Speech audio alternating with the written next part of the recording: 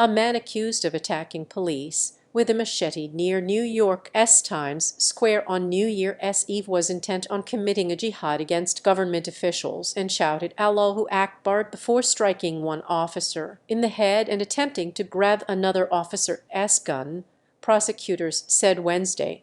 Trevor Bickford, who was shot by police during the confrontation, was arraigned by video from a Manhattan hospital and ordered to be held without bail. He did not enter a plea and has another court appearance scheduled for Friday. Bickford, 19, of Wells, Maine, is charged with attempting to murder police officers, assault, and attempted assault. If convicted, he faces a mandatory life sentence. The attack, at the edge of the high-security zone where throngs of revelers gathered, left 3 officers injured.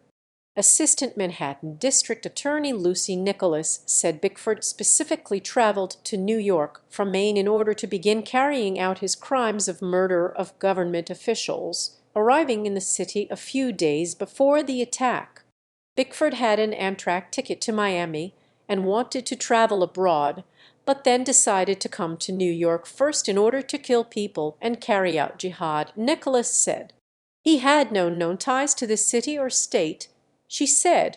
Nicholas said Bickford told investigators that all government officials were a target for him because of the U.S.'s support of Israel, including police officers, but that he purposely spared civilians from harm. Authorities have been investigating whether Bickford was motivated by Islamic extremism. The Legal Aid Society, a public defender organization representing Bickford, urged the public to refrain from drawing hasty conclusions and to respect the privacy of our client's family. The machete attack happened about 2 hours before midnight on Saturday, just outside the area where people are screened for weapons before gaining entry to one of the world's biggest and most famous New Year's celebrations. 3 officers were struck with the machete before an officer shot the suspect, authorities said. One officer suffered a fractured skull and another had a bad cut. All were expected to recover. Investigators believe the attacker acted alone. Bickford's mother contacted the Wells, Maine Police Department on deck 10 to express concerns about her son, and the department notified the FBI, Wells Police Captain Jerry Congdon said Tuesday. He could not discuss the interaction further, but said Bickford was not a concern to local police. The Times Square attack was as much of a surprise to us as it was anyone else, Congdon said. FBI agents were seen Sunday entering Bickford's family home in Wells, a popular beach destination close to the New Hampshire border. Bickford competed in sports in high school, was part of Maine's state champion wrestling team in 2020 and made the honor roll for his studies at least 1 year. Bickford's online postings included some mentions of Islamic extremist views, according to a law enforcement official familiar with the matter. The official could not publicly discuss details about the ongoing investigation and spoke to the AP on condition of anonymity.